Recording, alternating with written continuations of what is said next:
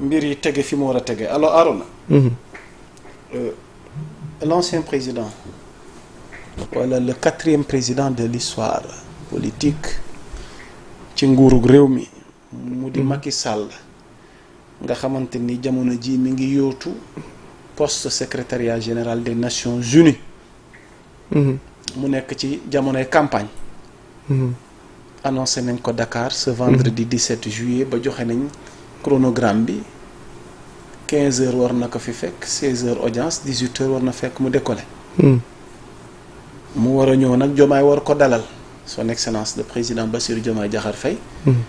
ci période bi nga xamante ni nag voilà tuuti posal ma loolu ma dégtal ko internautes yi Macky mais at ma communiqué bi tuuti Macky Sall ancien président du Sénégal 2012 ba 2024 communiqué dans le cadre des consultations et visites que j'ai entreprises en rapport avec ma candidature au poste de secrétaire général de l'Organisation des Nations Unies, je me rendrai au Sénégal le vendredi 17 juillet 2026. Je remercie vivement son Excellence, Monsieur le Président Bassirou Diomaye Diakhar Faye, pour l'entretien que nous aurons à cette occasion. Mes remerciements vont également aux autorités religieuses et coutumières pour leurs prières et marques de sympathie. De même, j'exprime ma profonde gratitude aux Sénégalaises et Sénégalais pour leur soutien et encouragement depuis l'annonce de ma candidature. En raison d'un agenda international particulièrement chargé, je repartirai de Dakar aussitôt après mon entretien avec son Excellence Monsieur le Président Bassirou Diomaye Diakhar Faye, en attendant d'avoir l'occasion de revenir une autre fois à Dakar pour rencontrer les militantes et militants, ainsi que les sympathisants afin de leur renouveler ma reconnaissance et ma gratitude. Arona ñëw gi ñëw ci cadre mbirum ONU la waaye nee na jëmmi jamono incha allah bu ko temps bi mais dina dikkaat pour militants yeeg militantes yi n'est-ce pas donc Arona ñu bàyyi la kàddu gi ñu amal ab njàngat ak taxaw seetlu ci comeback bi retour au bercail de Macky, bien vrai que c'est un contexte assez particulier mais nag il y a des détracteurs et ceux qui sont prêts à dire non à cela et qu'ils exigent aux autorités de ne pas faire c'est-à-dire cela parce que kii di Macky Sall jaar-jaaram ak pouvoiram ak li mu def ci réew mi bëri na ci li nga xamante ni il nous doit des explications. Bon, on disait que dafa def crime contre l'humanité, il a les mains souillées. Il doit rendre compte. Il a les mains tachées de sang. Il doit rendre compte. S'il pose ses pieds au Sénégal, direction Rebeuss. Mais tel n'est pas le cas. J'ai toujours dit et j'ai toujours cru que ça allait pas se faire. Ci bii boor wala ci bee boor. Parce que dafay am préambule ci loo gis entrée en matière. Mooy ñu responsabiliser tâches yi responsabiliser rôle yi génnee kenn ku ne lan la joué ci mbir mi àtte dóor ci table bi soog a wax kii yaa def li nga def lii la tollool ci àtte kii yaa def li nga def lii la tollool ci àtte te yaa Moussa loolu amul ndax lu nu waxtaane la seeni biir ñoom protocole de Cap Manuel am na avant lu jiitu protocole de Cap Manuel jàppale nañ leen ñu génn ubbil leen boulevard yóbbu leen ñu dem élection taxawu leen jàppale leen yeewal leen Amadou Ba élection du ko gagné après daal di ñëw teg benn jurisprudence ni leen wii danoo def loi amnistie bu leen di permettre à ce que ñu teg lépp ci suuf ñu génn kon kay waxtaan amoon na seeni biir ndax ba nu gañee Macky ñoom ñoo joxoon Macky avion bi ko gunge ne la ko avion bi ko yóbbu fa mu jëm al ko bu doon da nga ni da ngay def crime man jour boobu laa ni àtte du am ci moment boobu laa ni àtte du am parce que àtte bu doon am waa ji ci instant boobu noonu ci moment boobu la ñuy léema lijjante ay mbiram mais déedéet da nga leen ñëw dalal leen waxtaan ak ñoom ñu waxtaan ak yow nga jox ko caabi mën naa ni caabi avion mu yéeg dem ba fi muy yegg avion bi ñëwaat ñeen ni yéen da ngeen réeroo wala ñun ngeen di nax léegi nag jamono day dox nit ñi dinañ ràññee xam ni xàmmee bu baax xam ni waxtaan ak jubale amoon na seen i biir te ñëwam bii nii dina confirmer ni réeroo amul seen biir. pause foofu fii nga ko waxee woon maa ngi yow suñu jotaay waxtaan lan nga waxoon. le 25 septembre 2025. maa ngi yow fii. man ak yow la woon yaa ngi soloon costume bu bula bu rafet ma soloon ay noir fumé. loo ma waxoon. ma ñu la woon dina ñëw balaa 2026 a jeex te dina fi teg tànkam. foo ko tegoon. te boobaa kenn du ko tere dugg kenn du ko àtte. foo ko tegoon. dama xam ne dañu doon nax loi amnistie bii nii du mujj fenn boo yi dee perte nan du mujj fenn Macky mooy ñëwaat sax te dina ñëwaat bii benn la rek bii bu ONU bi la. bii mook Jomaay la. mais dina ñëwaat ñëw bu nga xamante ni. nga ni ma. dina sampi baas def xawaare gu rëy. nga ni ma. ci digg réew mi fii. Jomaay protéger ko jox koy élément ñu sécuriser ko Macky wàcc dugg ci kër yi dem ci nit ñi dem Touba Tivaouane gisanteeg sëriñ seeg ñaankat yeeg coutume aada administrateur ñëpp dem dem fële APR permanence waxtaan ak ñoom nit ñi gis ko mu saafoonteeg nit ñi. waaw Fallou Niang de nee na waxoon nga ko Fallou Niang ñu ngi lay nuyu ci commentaire yi. Fallou Niang nee naa Arona waxoon nga ko. dina ñëwaat bu bokkul ak bii dina ñëwaat. kon maanaam ñii ca kaw réeroo wuñu. déedéet. waaye ñi ci suuf. ñoo réeroo la ñuy sëlëm. moo tax ñuy saagante rek parce que kii la jiite du la nangoo parfois wax dëgg ji du la wax lépp moom li nekk ci xelam xamoo ko li muy dund dëgg waxuloo ko.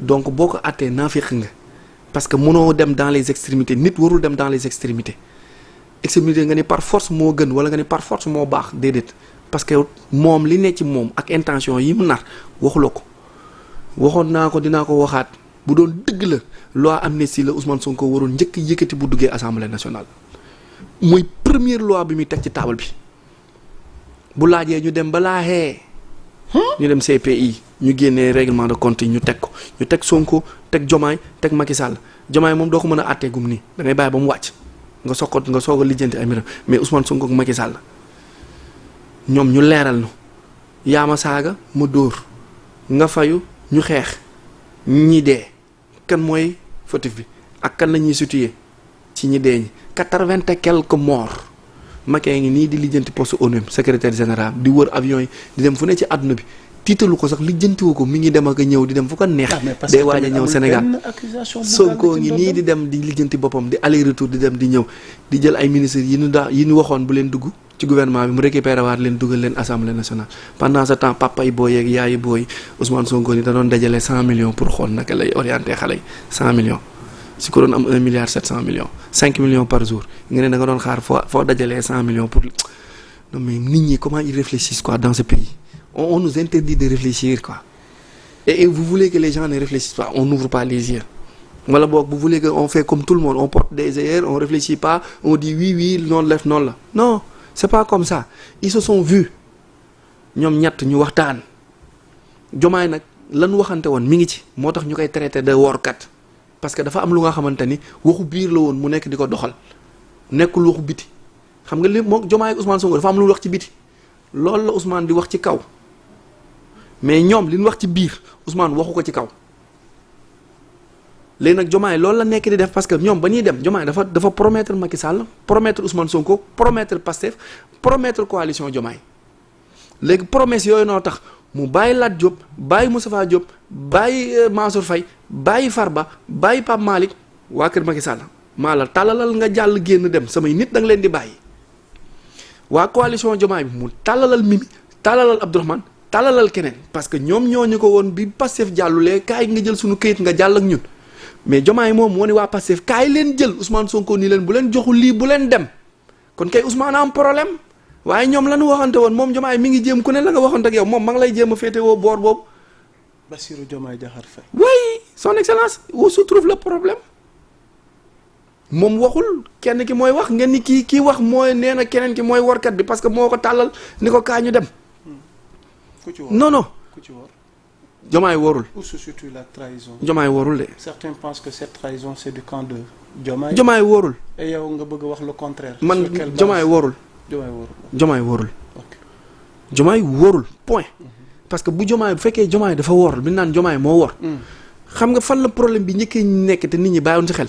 mooy Diomaye nekkul woon premier choix Ousmane Sonko. déedéet Diomaye rescapé la woon ci waawu Ousmane Sonko yi parce que moo nekkoon secrétaire du parti gëmu ko woon daf ko di na nga ko def nii rek bàyyi ko ci. Diomaye Macky ko gënoon gëm que Ousmane Sonko. Diomaye Macky moo gënoon gëm Diomaye que Ousmane Sonko Habib Sy la gëmoon ak ki sant Dieye Cheikh Tidiane ñooñu la gënoon gëm que Diomaye Macky Sall moo gënoon gëm Diomaye parce que hormis lee dafa am leneen lu ñu bokk Macky Sall ak Diomaye dafa am leneen lu ñu bokk. muy siin le sang séeréer bi leen boole bien vrai que kee Haalpulaar la. dégg naa sax Diomaye mooy firi gaynde de. waaw dégg naa ñu koy wax. Diomaye en séeréer. muy leneen lu leen boole loolu. muy leneen lu leen boole. donc yooyu noonu yëpp ñoom dañ ciy tenir compte parce que dafa am benn appartenance bu nga xamante ni c'est ethno-linguistique c'est des appartenances yu profond maag yow bokk fu ñu jugee maag yow dëkk maag yow ay gën a mën a far. alors si je te comprends bien tey ndaje Macky ak Diomaye lëkkaloo Macky ak Diomaye ça risque comme de. boo leen gisee. waaw nuyoon te bëgg reetaan ba. ak siñeente bëñ yi lan la nar a jur. moo lay wan nit ñi xamante ne. kon damay dellu ci lan ma doon wax Macky weddi nga ne ñoom ñaar mosuñu réeroo. même ni Diomaye di communiquer sax. saa mooy coaché. moo koy coaché nii bu ñëwee di nga ko gis seen waxtaan bu nu taxawee ak ñoom ñaar seen i reetaan ak yooyu di nga xam ne ñaar ñi xamante ne yàgg na déggante téléphone.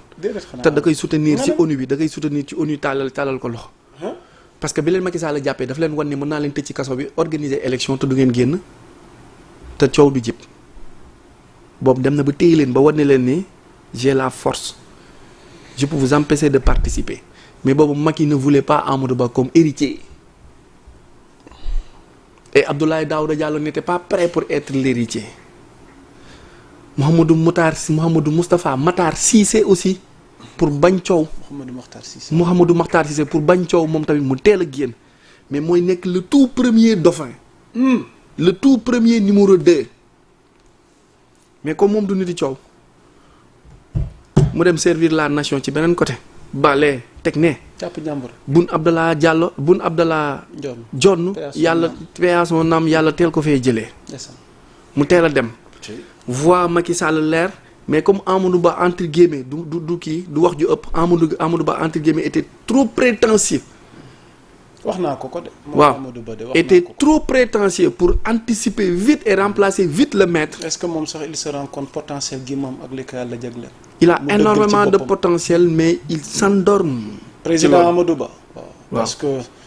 te bii mooy bu mu jëm te yoon bii nii muy doxee nii lëw bu nga xamante ni élection yi di ñëw bu ko fi xale yi fekkee du baax. parce que su ma nee bu ko fi xale yi fekkee mooy sénégalais yi dinañ dox dem ci ay élections yi nga xamante ni politiciens yi dootuñu gañeeti ci réew mi. dinañ yegg fu nga xamante ni politicien dootul gañeeti réew mi. maanaam bientôt on va assister dans ce pays cette fin de règne wala. l'ère maanaam des politiciens dafa nar a. day jeex. ça sera révolu quoi. day jeex.